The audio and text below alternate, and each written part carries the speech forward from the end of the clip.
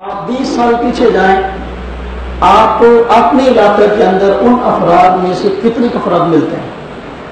بہت کم۔ اب 20 سال اور پیچھے جائیں، آپ کو اپنے پورے شہر کے اندر وہ افراد کتنے کے ملتے ہیں؟ اس سے بھی کم۔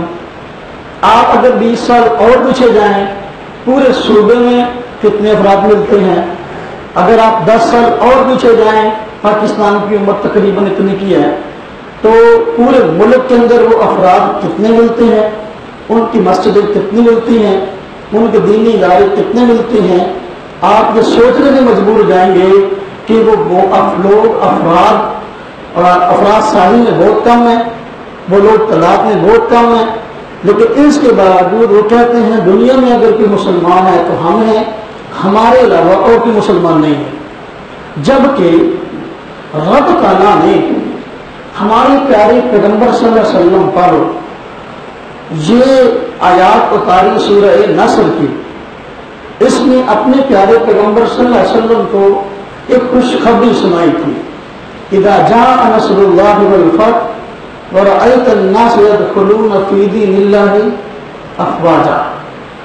رب تعالیٰ نے یہ خوشخبری پیارے پیغمبر صلی اللہ علیہ وسلم کو سنائی تھی کہ اے اللہ کے پیارے پیغمبر صلی اللہ علیہ وسلم، یہ دین جس کی محنت لے کر آپ اٹھے ہیں، آپ اپنی آنکھوں سے دیکھیں گے کہ اس اللہ کے دین میں فوجوں کی فوجیں داخل ہو رہی ہوں گی۔ پیارے پیغمبر صلی اللہ علیہ وسلم نے جب آخری حج فرمایا، میدان عرفات میں خطبہ دے رہے تھے، آج بھی حج کے ایام ہیں، اللہ پاک ہم سب کو حج پہ لے گئے، جو حضرات حج پہ گئے ہیں ان کا جانا قبول فرمایا۔ نبی کریم صلی اللہ علیہ وسلم نے میدان عرفات میں ہاتھ میں مارتا ہوا ایک اجتماع اپنے سامنے پایا، اور پھر ان کو فرمایا تھا کہ میں نے دین تم تک پہنچا دیا؟ تو اس بہت بڑی جماعت نے فرمایا ہاں، نہ صرف پہنچا دیا بلکہ پہنچانے کا حق ادا فرما دیا۔ پھر آپ نے آگے وعدہ لیا، اپنی امت کو حکم دیا کہ یہ دین جو میں نے تم تک پہنچایا، تمہیں چاہیے کہ ان لوگوں تک دین کو پہنچا دو جو یہاں موجود نہیں ہے۔ فَلْيُبَلِّغِ الشَّاهِدُ الْغَائِبَ۔ صحابہ کرام نے اس حکم کو سنا، پوری دنیا کے اندر پھیل گئے۔ آپ کسی ایسے خطے کا نام نہیں لے سکتے، صحابہ کرام نے اس دور کے اندر اس خطے کا سفر نہ کیا ہو۔ پوری دنیا کے اندر صحابہ کرام کی قبریں ملتی ہیں۔ اس دین کو پوری دنیا میں پہنچایا۔ حضرت عمر رضی اللہ عنہ کے دور میں 22 لاکھ مربع میل پر حکومت قائم ہوئی۔ پھر آگے خلفاء کا دور آیا، مسلمان بادشاہوں کا دور آیا، اسلامی ریاست بڑھتی چلی گئی، اسلام کا اقتدار بڑھتا چلا گیا۔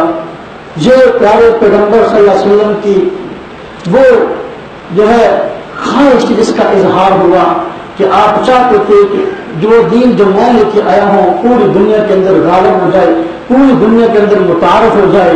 وَرَأَيْتَ النَّاسَ يَدْخُلُونَ فِي دِينِ اللَّهِ أَفْوَاجًا۔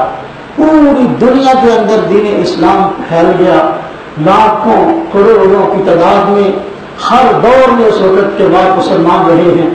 آج دیکھ لیں دنیا کے بڑے بڑے مذاہب اور ادیان میں مسلمانوں کا شمار اس میں ہوتا ہے۔ اب پیارے پیغمبر صلی اللہ علیہ وسلم نے قیامت کے متعلق فرمایا تھا نا، ہر نبی اس کے ماننے والے قیامت کے دن اپنے نبی کے پاس آئیں گے، اور ہر نبی کی امت اپنے پیغمبر کے پاس آئے گی۔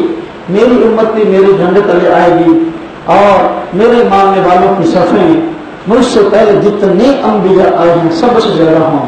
ایسے ہی ہے نا، میں غلط بات نہیں کر رہا۔ اچھا، اب اگر یہ کہا جائے کہ وہ چند لوگ جو ہر علاقے میں ہیں، مسلمان صرف وہ ہیں، ان کے علاوہ باقی سارے کافر مشرک ہیں، تو پھر بتائیں وَرَأَيْتَ النَّاسَ يَدْخُلُونَ فِي دِينِ اللَّهِ أَفْوَاجًا، اس کا مستحق کون لوگ ہوں گے؟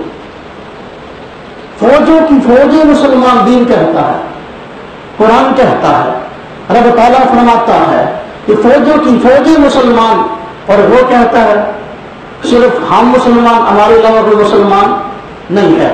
تو اپنے علاوہ سب پر کفر و شرک کے فتوے وہ شخصیت جو لگاتی ہے، وہ طبقہ جو لگاتا ہے، وہ کبھی غور کرے قرآن کریم کی ان آیات میں۔ قرآن تو کہتا ہے کہ اللہ کے دین میں فوجوں کی فوجیں آئیں گی، نبی آخر الزمان کو ماننے والے آپ کی امت کے افراد کی صفیں ساری امتوں کی سے زیادہ ہوں گی اور تعداد سب سے زیادہ ہوگی۔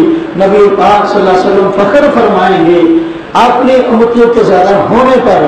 اگر امتی کا تصور صرف وہی لوگ ہیں، باقی لوگوں کا دین اسلام سے تعلق نہیں ہے، تو میرے گھر میں شاید ان کی ایک شکل بھی نہ بنے۔ کیا خیال ہے؟ ہاں جی۔ اور یہ سب کچھ ہو رہا ہے قرآن حدیث کے نام پر کہ ہم قرآن کو مانتے ہیں، ہم حدیث کو مانتے ہیں، باقی کوئی آدمی قرآن اور حدیث کو نہیں مانتا، اس لیے وہ کافر و مشرک۔